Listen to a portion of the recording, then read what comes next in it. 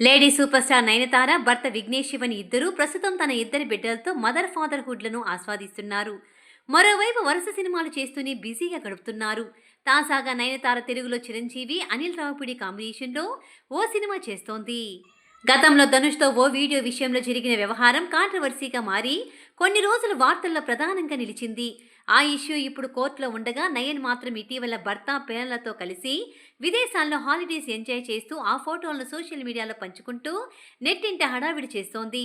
2 రోజులుగా ఇండియాలో ఆలయాలు దర్శించుకుంటూ భక్తి పారవస్యంలో ఉంది. ఇటీవలే 3వ వివాహ వార్షికోత్సవం కూడా పూర్తి చేసుకున్నారు. అయితే ఇది ఇలా ఉండగానే తాజాగా నయనతార విషయంలో ఓ న్యూస్ ఇప్పుడు టోటల్ ఇండియాలో హాట్ టాపిక్ అయ్యింది.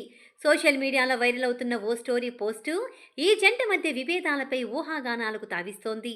తాజాగా నయనతార తన ఇన్స్టా అకౌంట్లో తెలివి తక్కువ వారిని పెళ్లి చేసుకోవడం మన తప్పు, వారు చేసే పనులకు మనం బాధ్యత వహించాల్సిన అవసరం లేదు, మగవాళ్ళు ఎప్పుడూ నేర్చుకోలేరు, ప్రేమించి పెళ్లి చేసుకున్న తరువాత తన బాధ్యతను సరిగ్గా నిర్వహించడం లేదని, ఇక నా వల్ల కాదు దయచేసి వదిలేయండి అనే అర్థం వచ్చే మాటలతో ఓ పోస్ట్ పెట్టి కాసేపటికే డిలీట్ చేసింది.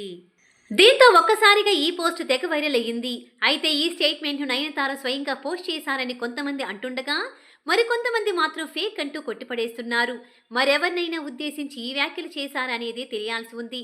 కాగా ఈ వార్తలపై నయనతార, విఘ్నేష్ చాలా కాలంగా రూమర్స్ అయితే వస్తూ ఉంది.